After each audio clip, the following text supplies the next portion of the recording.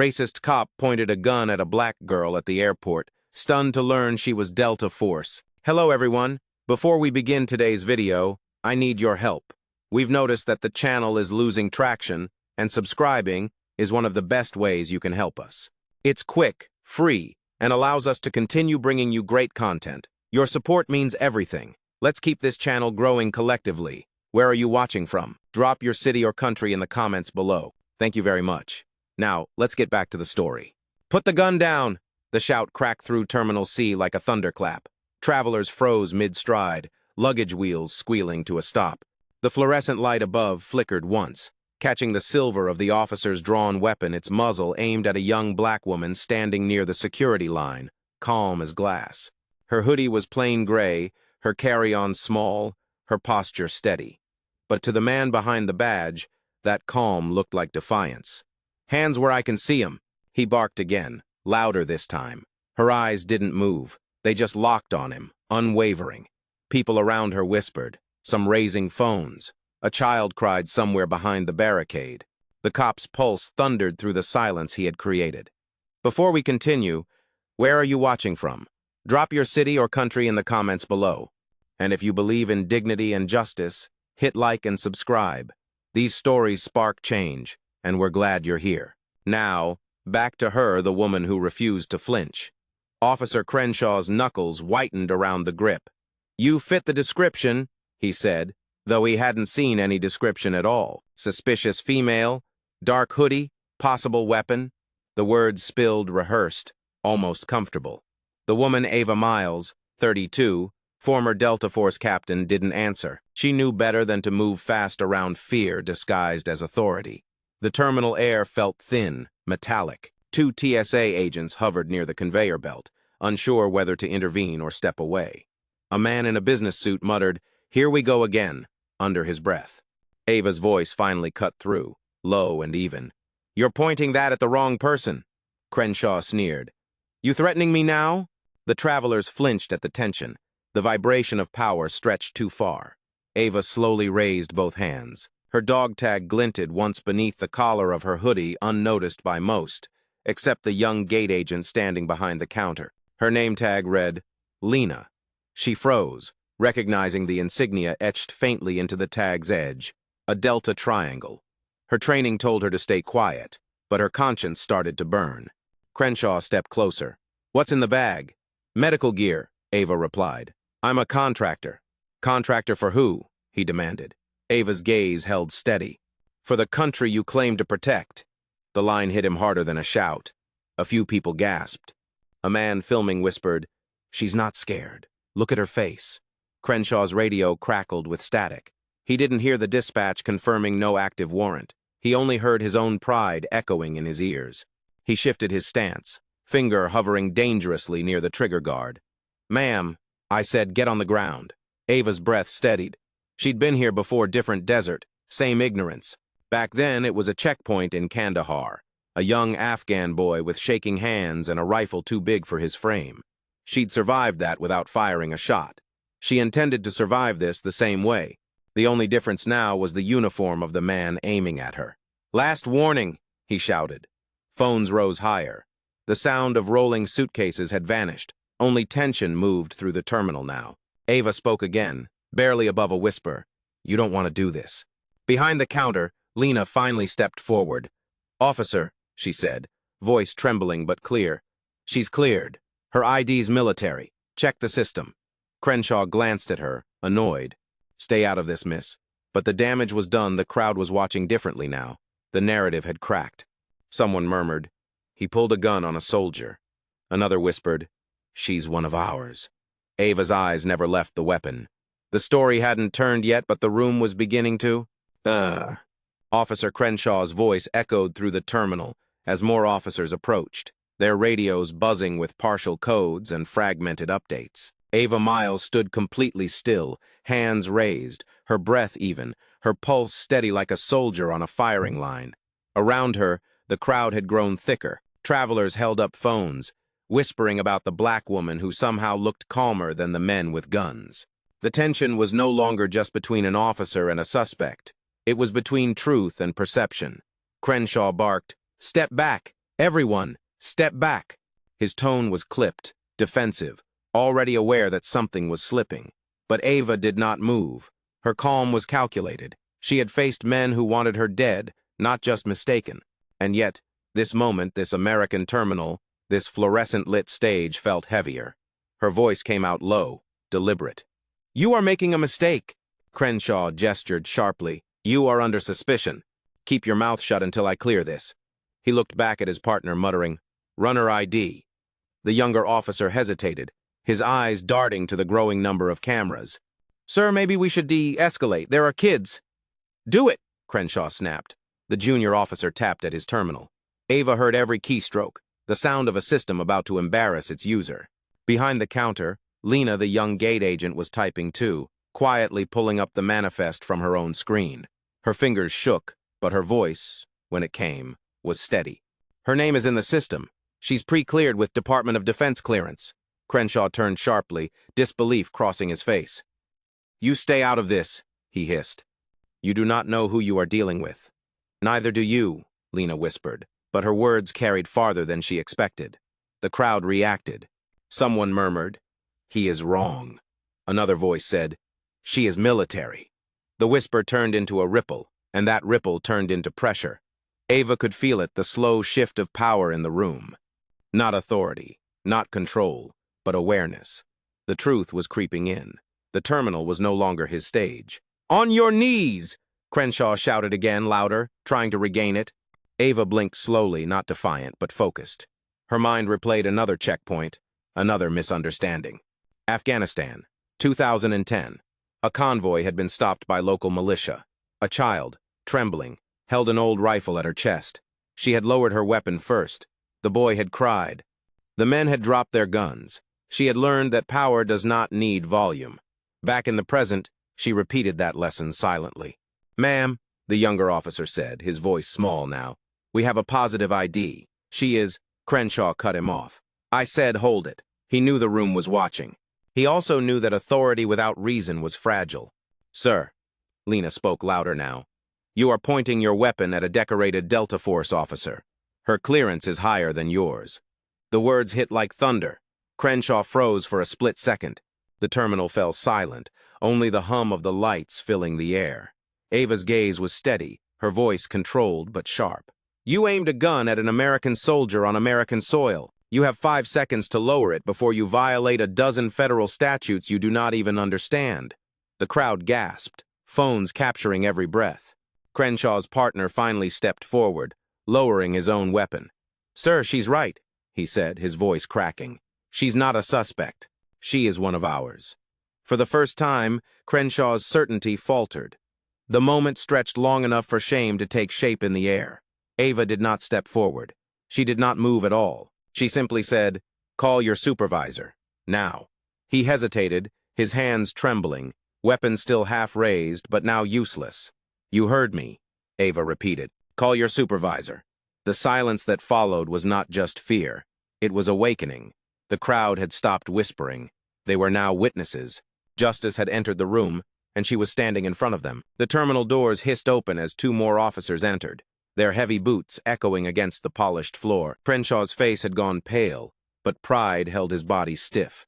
Ava Miles stood exactly where she had been for the last 10 minutes, her hands still raised, her voice calm, her power unspoken but undeniable. The younger officer whispered urgently, "Sir, her ID checks out. Department of Defense clearance, Delta Force unit history, and a classified assignment list. She's legit." Crenshaw's jaw tightened. "You do not verify someone like her here," he muttered, pretending authority while it crumbled under him. "You verify her anywhere she walks," Ava said quietly, her tone slicing through the tension like a blade through fabric. The crowd was no longer uncertain. Their silence had turned into solidarity. Travelers who had once frozen in fear now stood taller, phones raised like witnesses in a court of truth. A mother covered her child's ears. A man near the gate whispered, "She handled it better than anyone could." Behind the counter, Lena kept typing, heart pounding, recording every action, every word. Ava turned slightly, her voice low but firm. "Ma'am, keep the cameras rolling." Lena nodded. Crenshaw tried to move the focus back to procedure. "Ma'am, we need to escort you for questioning." Ava tilted her head slightly, her eyes fixed on him. Questioning requires a lawful reason. You have none. He started to reply, but a new voice cut through the noise, a deep, commanding tone from across the terminal. That will not be necessary. Everyone turned. A man in a dark suit with a silver badge clipped to his belt walked in, his expression unreadable but his authority absolute. Deputy Marshal Carter. "What in God's name is happening here?" he asked, scanning the scene. Crenshaw stammered, "We had a suspect matching—" "Matching what?" Carter interrupted sharply. "Black? Female?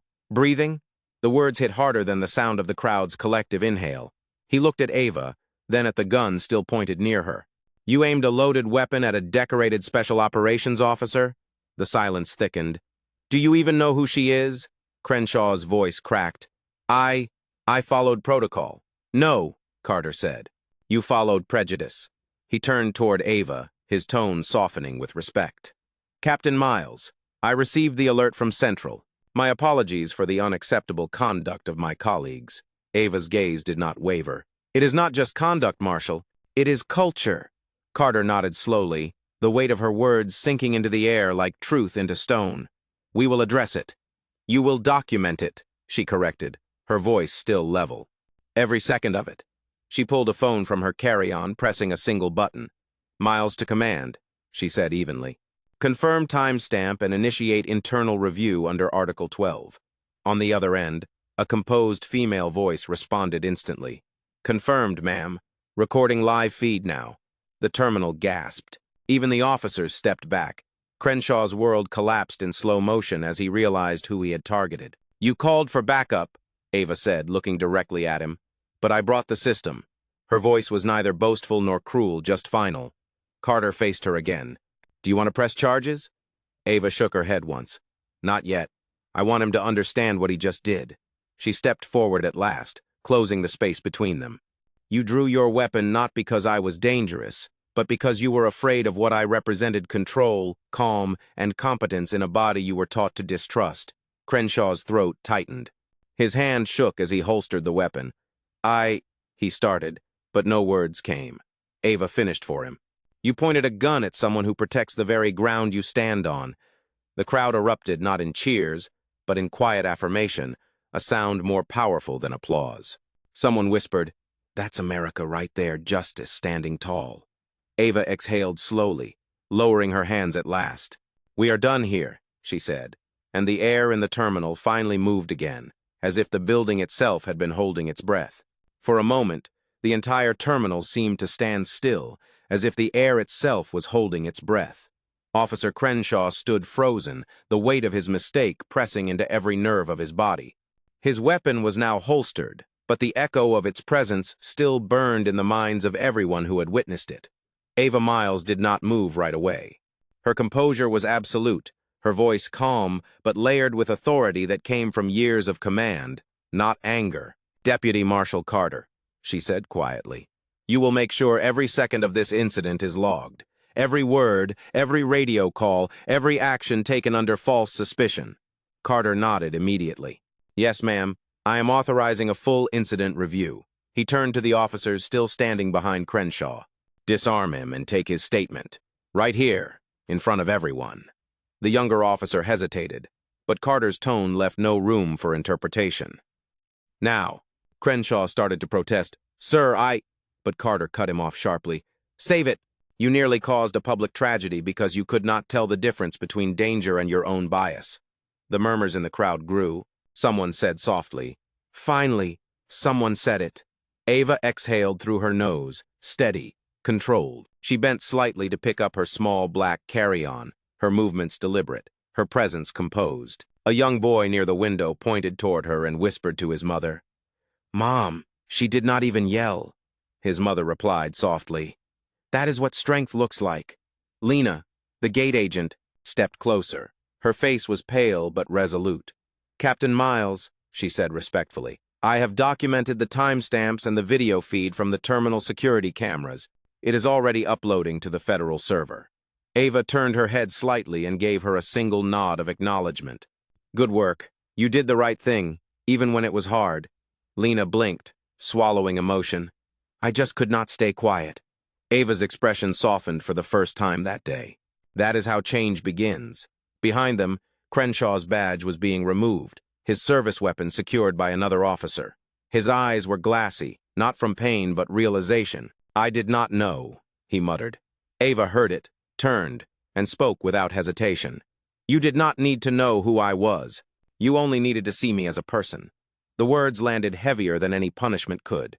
Carter looked between them, then gestured to a nearby security desk. "Captain Miles, please allow us to escort you to the conference room. You deserve to file your statement privately." Ava's eyes swept across the crowd, hundreds of faces now, watching, recording, remembering. "No," she said firmly. "This happens too often in private. We will do this here." She placed her carry-on on the counter and stood tall, voice steady and clear. "Everyone in this terminal will hear exactly what accountability sounds like." She turned to Crenshaw. "You will recite what you said when you drew your weapon."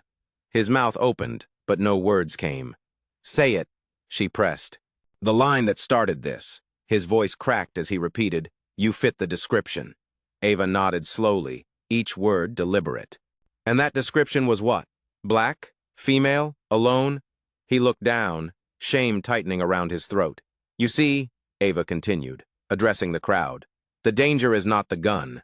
The danger is the idea that someone like me always has to prove I belong. That is the wound we keep reopening."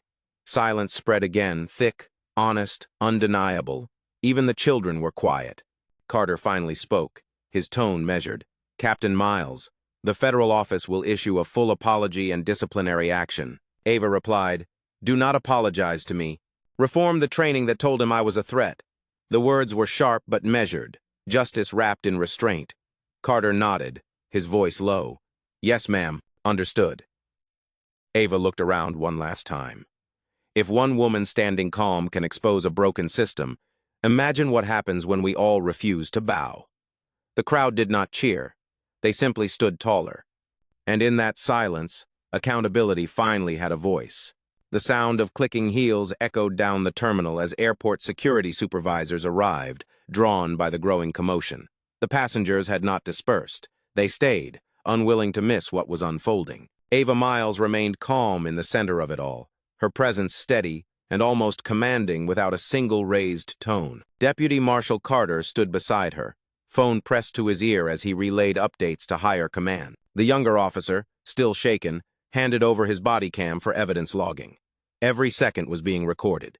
Crenshaw, now stripped of his weapon and badge, sat on a nearby bench with his head in his hands.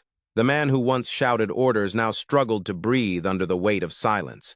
Ava turned slightly toward him. "This is what accountability feels like," she said evenly. He did not answer, but his shoulders shook. "When the uniform becomes armor for ego," she continued, "it stops protecting the public and starts protecting prejudice." Her words were not spiteful. They were surgical, precise, impossible to deflect. Carter lowered his phone. "Captain Miles, Washington has been notified. The Department of Defense confirmed your clearance and requested that your official statement be transmitted directly to Joint Command." Ava nodded once. "Tell them I will file it myself." She opened her carry-on and pulled out a small encrypted tablet, the same device she had carried through combat zones. Her fingers moved swiftly, inputting the data with calm efficiency. The screen reflected her face focused, unshaken. Lena stood nearby, still clutching her own phone. "Captain," she said softly, "people online are already posting about what happened.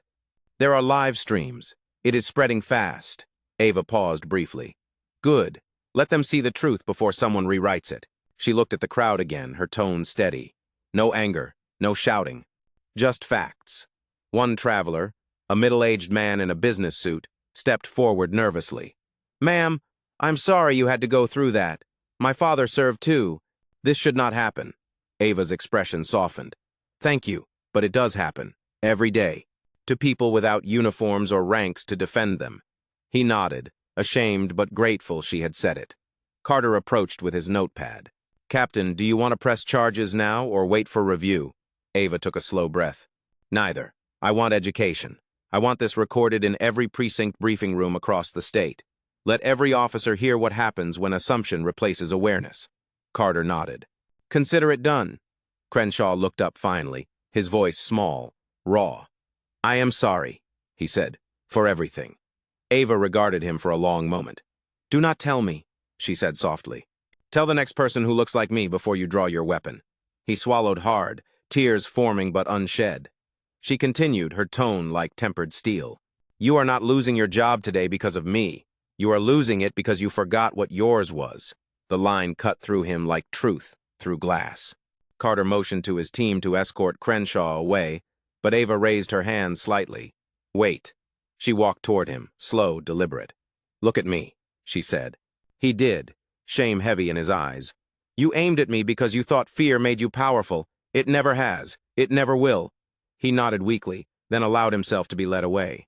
As the officers exited with him, a hush fell again. Ava turned to Carter. You know what happens next, Marshal? He shook his head. What? We build something better out of this moment. We do not let it fade into headlines.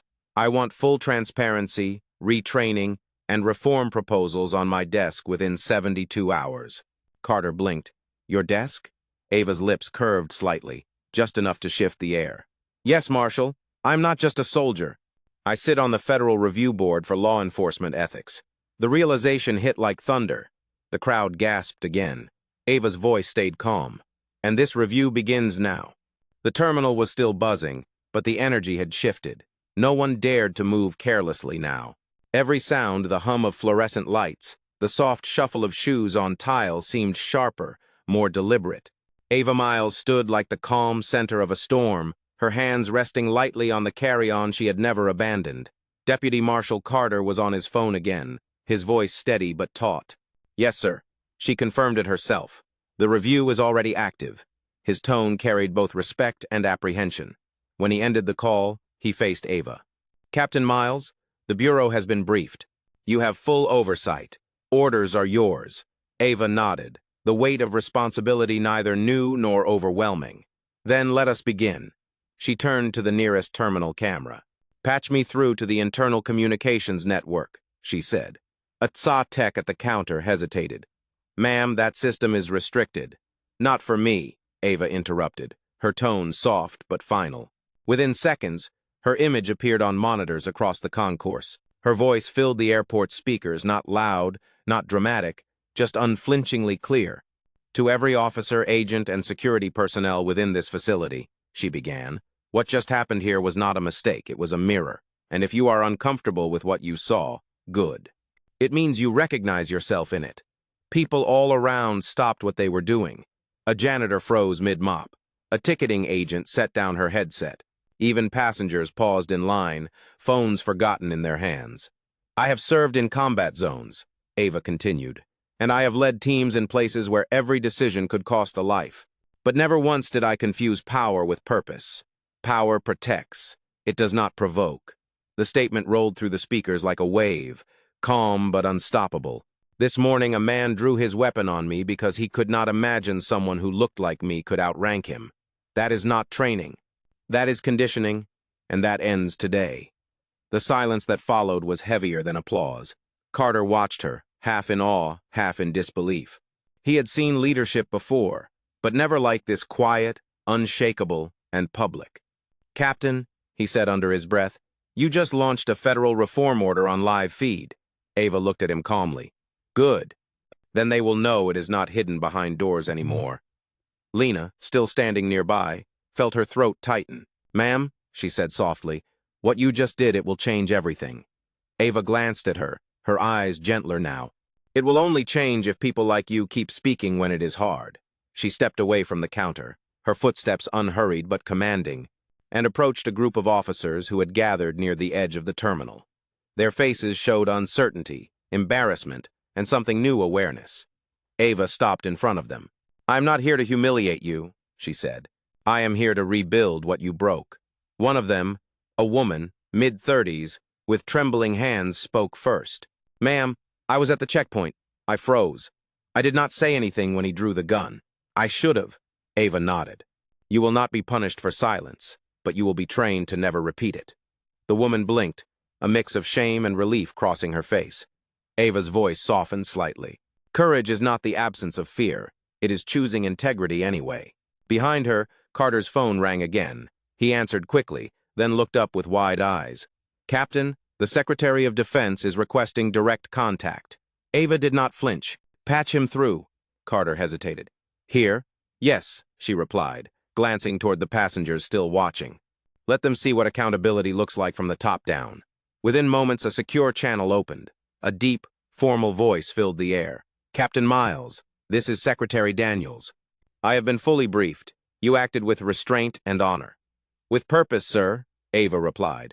Restraint without purpose changes nothing. The secretary paused before answering. Then, Captain, let us change something. Ava's eyes lifted to the crowd. We already have, sir, she said, her voice calm but resolute. We already have. The sound of the secure line closing lingered in the air like the final note of a long symphony. The secretary's acknowledgement had confirmed what everyone in the terminal already knew. Ava Miles was not just another passenger. She was the authority now. The crowd remained frozen, not from fear but from reverence. Even the security staff who had once acted with uncertainty now stood at attention, their postures stiff with humility. Ava's eyes swept across the room, calm and steady. Marshal Carter, she said evenly, notify command that this airport will undergo an immediate procedural audit. I want every department reviewed from screening to law enforcement response. Carter nodded, already typing into his device.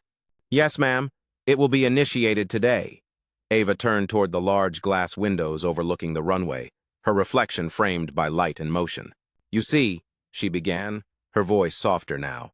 The system only works when the people inside it remember why it exists. Airports are supposed to be gateways to freedom, not checkpoints for bias. A woman from the crowd, a mother still holding her son, spoke up timidly. Captain Miles, what happens next? Ava faced her with the kind of warmth that came from years of leadership shaped by compassion. Next, we build something better, she replied. This incident will not fade into silence. Every training program, every security briefing will include today's footage. Not to shame, but to educate. The mother nodded slowly, tears in her eyes. Her son, no older than 8, whispered, You are a hero. Ava smiled faintly. No, sweetheart. I am a reminder, the hush returned, heavy and meaningful. Carter approached again, reading from his screen. Captain, media outlets are already covering this live. The footage has gone viral. Airports nationwide are contacting Federal Command for verification. Ava did not flinch. Let them. The truth travels faster than rumor when you let it walk on its own. She took one slow breath, grounding herself. Her voice deepened, gaining weight. There will be resistance. There always is. But justice does not need to be loud. It only needs to be consistent.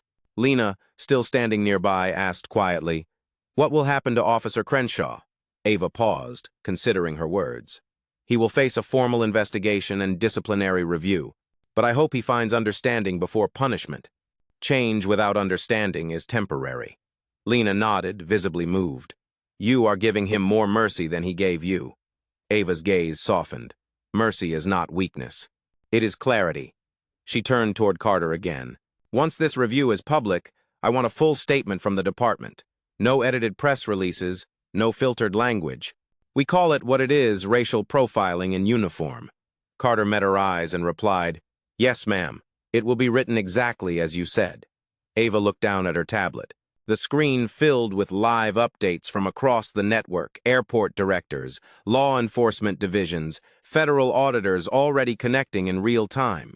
She spoke more to herself than anyone else. This is not just about me. It is about every traveler who was told to sit down and stay quiet. It is about every officer who looked away because it was easier. She closed the tablet gently and faced the passengers once more. You all witnessed something ugly today, she said. But you also witnessed what happens when silence finally breaks. A ripple moved through the crowd, some clapping softly, others nodding with quiet conviction. No one shouted. It was not that kind of victory. Ava raised her voice slightly, her tone commanding but still warm. When you leave this terminal, do not forget what you saw here. Speak it, share it.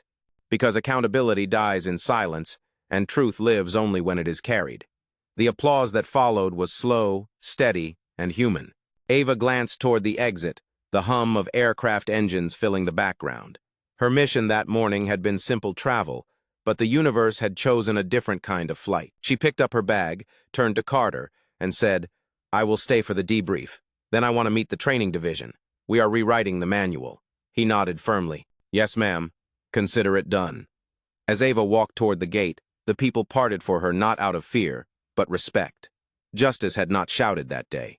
It had simply walked, calm and unshaken, through the middle of an airport and left the world standing still. Hours later, the airport had begun to settle, but the echo of what happened still lingered like electricity in the air. News crews had gathered outside the terminal, lights flashing, voices cutting through the noise of traffic. Inside, in a secured conference room overlooking the runway, Ava Miles sat across from Deputy Marshal Carter and several senior officials from Federal Command. The tension had shifted from confrontation to consequence. A large screen on the wall displayed multiple live feeds airports across the country tuning in to the emergency debrief. Captain Miles, a woman's voice came from the screen, belonging to Director Alana Reeves of Homeland Oversight. You now have the attention of every major security agency in the nation. What would you like to say before we proceed with policy review? Ava leaned forward slightly, her posture composed but unyielding. Director Reeves, I did not come here to make a statement. The incident itself was the statement. What matters now is what we do with it. She paused just long enough for the silence to feel intentional. For years, we have trained officers to see risk before respect. That ends today. The next generation of law enforcement will learn to see humanity first. The room was silent except for the faint hum of machinery. Reeves nodded slowly, her expression solemn. Understood, Captain. The Bureau will implement your recommendations immediately. We will begin with bias response retraining and review protocols. Ava shook her head gently. No, Director. We begin with leadership. Replace the reactive seminars with immersive accountability courses. Let every ranking officer live through the scenarios they dismiss. Let them feel what it means to be misjudged. Her words cut through the bureaucracy like a scalpel through armor. Carter watched from the side, his respect deepening by the second. He had spent his life enforcing rules. She was rewriting them. Captain, another voice came from a smaller screen belonging to an airport director in Atlanta. How do we ensure these reforms stick beyond the media cycle? Ava met his gaze through the camera by naming them. Do not call them sensitivity workshops. Call them what they are, justice courses. Call them bias audits. Use the words that make people uncomfortable because comfort never fixed anything. Several officials exchanged glances, realizing this was no symbolic gesture. This was structural change. And the officer, Crenshaw? Reeves asked carefully. He will face disciplinary hearings, but would you prefer additional action? Ava exhaled slowly. I prefer consequence over vengeance. Let him testify to every recruit about what happens when fear wears a badge. That will teach more than punishment ever could. A murmur of agreement passed through the conference. Carter finally spoke. Captain, the Secretary has asked if you would lead the National Ethics Review Task Force personally. Ava looked down for a moment, then back up. If I accept, it will not be for optics. It will be for every person stopped, questioned, and humiliated for existing in the wrong skin. Tell him I will serve on one condition, full transparency and civilian oversight. Carter nodded. I will relay that immediately. The conference call began to wrap up, but before signing off, Director Reeves leaned forward again. Captain Miles, today you turned an act of bias into an act of reform. The world is watching. What message should they take from this? Ava stood, adjusting her jacket. Her voice filled the room, low and certain. Tell them that dignity does not ask for permission. It demands recognition. And today, it got it. The screen went dark, leaving only reflections of the people who had just witnessed the beginning of a nationwide reckoning. Outside the glass wall, the last rays of sunlight streaked across the runway, glinting off the wings of departing planes. Ava watched them for a moment, her eyes distant but resolute. Carter broke the silence quietly. You just changed the course of federal policy in one afternoon, Ava replied. No, we just reminded the country what integrity looks like when it finally stands its ground. 3 weeks later, the world had not stopped talking about what happened at the airport. The footage of Officer Crenshaw pointing his gun at Ava Miles had reached over 60 million views across every major platform. The phrase, "You pointed a gun at the wrong soldier," had become a rallying cry for justice reform. But for Ava, none of it was about fame. It was about follow-through. She sat now in a glass-walled boardroom at the Federal Center for Law Enforcement Standards, a place once known for policy stagnation and paperwork. The room was filled with agency directors, commanders, and civilian advisors.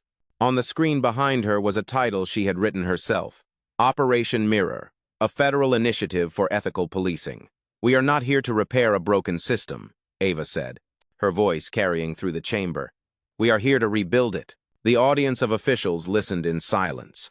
Her presence commanded not by rank, but by conviction. Every officer, from recruit to chief, will complete the new accountability curriculum within the next 6 months. And these sessions will not be led by public relations, specialists, or policy writers. They will be led by the people who lived through injustice. Carter, sitting near the back, nodded with quiet pride. She had done what few ever could: turn a single moment of humiliation into a movement of reform. Captain Miles, one of the directors, began cautiously. "Implementing this program across all federal and state agencies will require significant funding, and resistance is expected." Ava turned toward him, her expression calm but firm. "Then let them resist. Change worth making never begins with permission. It begins with principle." The words hung in the air like a commandment. Another official raised his hand. "Ma'am, the officer involved, Crenshaw, has submitted a written apology and volunteered to participate in the first pilot training." The room murmured softly. Ava took a slow breath. "Then perhaps he has learned something. Redemption begins with acknowledgement. Let him teach what regret feels like, so no one else has to repeat it." The directors exchanged looks of agreement. A civilian advisor at the far end of the table, a middle-aged woman who had lost her brother to police violence, spoke softly. "Captain Miles, you do not just speak for yourself. You speak for millions who never got the chance." Ava nodded slightly, her tone quieter now but heavier with meaning. "Then we will honor them through action, not speeches." The screen behind her shifted to display real-time data departments signing on to Operation Mirror: Chicago, Dallas, Atlanta, Los Angeles, each one appearing as a blinking light on a digital map. Carter leaned closer to another officer. "She did it," he whispered. "She actually did it." Ava turned toward the room once more. "Every light you see on that map," she said, "represents a department that chose courage over comfort. Do not underestimate how rare that is." The officials applauded lightly, but she raised her hand for silence. "Applause is not the goal. Accountability is." She pressed a button on her tablet and the screen changed again, now showing a statement marked for public release. "This," she said, "goes live in 2 hours. It will confirm nationwide participation, detail the reforms, and name the officers who contributed to this change, including those who failed and then chose to do better. Transparency will no longer be optional." Carter stood, addressing her respectfully. "Captain Miles, when history looks back on this moment, it will remember your restraint more than your rank." Ava met his gaze, a faint smile crossing her face. "Restraint," she said softly, "is not silence. It is strategy." The meeting adjourned shortly after, but no one rushed to leave. They all knew they had witnessed the beginning of something permanent. As Ava walked out into the corridor, the weight of cameras and questions waited for her again, but she did not pause. She adjusted her jacket, stepped into the light, and kept walking, not as the woman who was wronged, but as the one who had rewritten the rules. The following morning, the sun rose over Washington, D.C. with a glow that seemed to carry purpose. The Federal Center buzzed with activity. Reporters lined the courtyard, and security tightened around the building as Captain Ava Miles prepared to deliver her first official address since the launch of Operation Mirror. Inside, the air was thick with anticipation. Rows of uniformed officers, community leaders, and journalists filled the grand atrium. Cameras blinked red, waiting. Ava stepped up to the podium, the same calm radiating from her as it had in the airport weeks before. Her voice carried not with volume but with gravity. 3 weeks ago, a moment of fear could have turned into tragedy, she began. But instead, it turned into truth. And that truth is now a blueprint. The room was silent except for the hum of equipment. "What happened in that airport was not an isolated act," she continued. "It was a reflection of a nation that must decide whether it wants to police fear or protect freedom." The crowd leaned forward, drawn in by her steadiness. "Operation Mirror is not just a training program. It is an awakening. Every officer who wears a badge will now face their own reflection, unfiltered, unedited, undeniable." Her tone sharpened just slightly, enough to pierce complacency. "Because justice cannot depend on emotion, It depends on structure. We cannot rely on hope when we need reform. On the second row, Marshall Carter watched her closely, pride mixed with awe. He had seen leaders fall apart under smaller pressure. Ava was different. Her stillness was not the absence of feeling, it was the mastery of it. In the coming months, she said, we will track every report, every complaint, and every reform. No longer will the words "under investigation" be a place where truth goes to die. It will be where truth is born.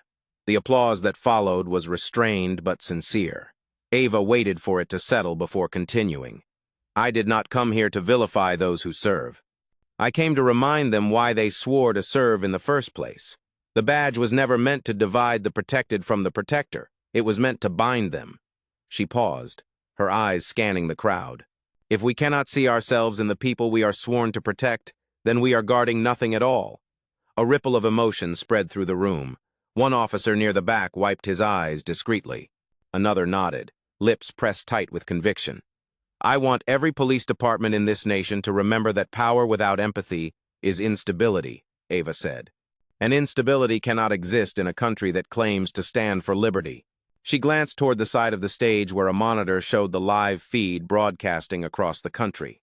To every young person watching this, every child told they looked suspicious, every traveler treated as a threat for existing, I see you, I am you, and your dignity is not negotiable.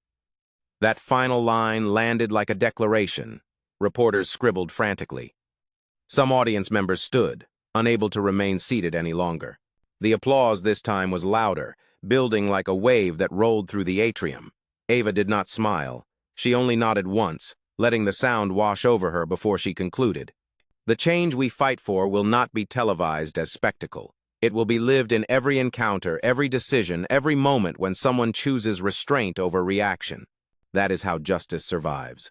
As she stepped away from the podium, the cameras followed, flashes chasing her steps. Carter approached, his voice low but filled with respect. Captain, that was history. Ava replied softly, it was accountability. History will decide the rest. Outside, as she exited into the courtyard, the crowd waiting behind barricades erupted not with cheers of fame but with gratitude. Some raised signs that read, integrity in action. Others simply whispered her name. And as she walked past them, the same calm that once held an airport together now carried a nation forward. By the following month, Operation Mirror had become more than a reform initiative.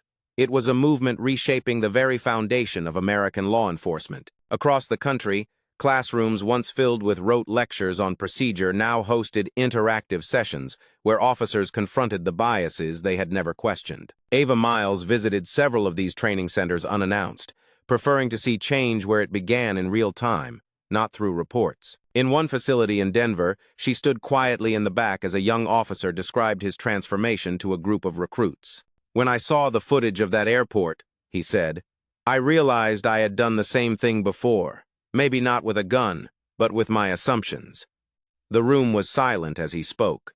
That day, I learned fear is not a valid tactic. It is just laziness with a badge. The recruits nodded, some visibly shaken, others inspired. Ava watched, her expression unreadable but her heart steady. This was the outcome she had envisioned, not outrage, but evolution. After the session ended, the training supervisor approached her. Captain Miles, he said, this program is working. I have been in this field for 20 years and I have never seen this level of self-awareness. Ava replied softly, self-awareness is the first form of accountability. When they stop seeing this as a checklist and start feeling it as a responsibility, that is when change becomes real. She continued her tour across several states, New York, Illinois, Texas, each stop reinforcing the ripple effect she had set in motion. In Houston, a veteran officer approached her after a panel discussion. Ma'am, I owe you an apology, he said. Not because I was at that airport, but because I saw that kind of thing my whole career and said nothing. Ava met his eyes. Then start saying something now. Accountability is not about what you did not do. It is about what you choose to do next. His nod was small, but meaningful. Later that week, Ava received an invitation to the White House to meet with senior administration officials and policy advisors. The agenda was simple but profound: federal integration of Operation Mirror as a national standard. The meeting room was grand but quiet, the walls lined with portraits of leaders who had faced their own moments of reckoning. "Captain Miles," said Chief Policy Advisor Naomi Trent, "you have accomplished in weeks what committees have failed to do for decades. What do you believe comes next?" Ava took a breath before answering. "Accountability has a shelf life if it does not evolve. We cannot stop at recognition. We need legislation that protects citizens and officers through clarity, not confusion. Every protocol, every escalation guideline must be transparent and accessible to the public. Trust does not grow in secrecy." Naomi nodded. "Do you intend to lead this next phase?" Ava's gaze was steady. "I do not lead it alone. I lead it with every person who stood silent and now chooses to speak. That includes you." There was a long pause before Naomi said, "Then you have my support." Ava glanced around the table, at faces both powerful and uncertain. "The hardest part of reform is not designing it," she said. "It is defending it once the cameras turn away." Her words hung in the air like a quiet warning. As she exited the meeting, reporters swarmed outside once again, calling her name. She stopped for a moment, facing them calmly. "This is not my story," she said into the microphones. "It is our mirror. And if you are brave enough to look into it, you will see what we all must change." The cameras kept flashing, but her tone remained steady, anchored in conviction. Somewhere in the crowd, a child waved an American flag and shouted, "Thank you, Captain Miles." Ava smiled faintly, the kind of smile that carried both pride and purpose. "No," she said softly to herself. "Thank you for believing we can do better." And for the first time in years, the words did not feel like hope, they felt like progress. 2 months later, the memory of that airport still lived in headlines, classrooms, and quiet conversations across the country. Yet for Ava Miles, the woman the world now called the Delta Commander, it was no longer a wound, it was a turning point. She stood at gate 47 inches, the same airport where everything had begun. The terminal looked unchanged, same bright lights, same announcements echoing over the speakers, but something was different now. Security officers stood taller, more alert, not from fear, but from awareness.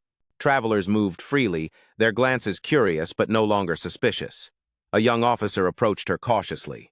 "Ma'am," he said, voice respectful, "welcome back. You should know, this terminal was the first to complete the Operation Mirror protocol. Every officer here went through the new training personally." Ava smiled faintly. "Then it was worth coming back." He hesitated before asking, "What made you return?" She looked past him, toward the checkpoint where months ago a gun had been drawn on her. "Closure," she said softly, "and to see if the world learned anything." Her tone was calm, but the air around her carried weight. As she walked forward, passengers began to recognize her. Some whispered, others simply nodded with quiet gratitude. A mother gently pushed her daughter forward. "Go on, tell her what you wrote," she said. The little girl held up a small notebook with shaky handwriting that read, "Be brave even when they are wrong." Ava knelt to her level. "That is exactly how change starts," she said gently, signing the notebook before standing again. Deputy Marshal Carter appeared beside her, his presence familiar and steady. "You really came back," he said. "After everything, I did not think you would." Ava's eyes flicked toward him. "I do not run from the place that tested me. I return to make sure it never tests someone else." Carter nodded, humbled. "The review board approved your national oversight proposal. The law has been signed. Training reform is now permanent." Ava's expression softened, pride flickering behind her calm. "Good," she said. "Now the system has to live up to the badge it gives." They walked together toward the same security line where the old chaos had erupted. The officers now greeted passengers with patience, their movements deliberate and measured. One recognized her and straightened immediately. "Captain Miles," he said, "I just want you to know I was there that day.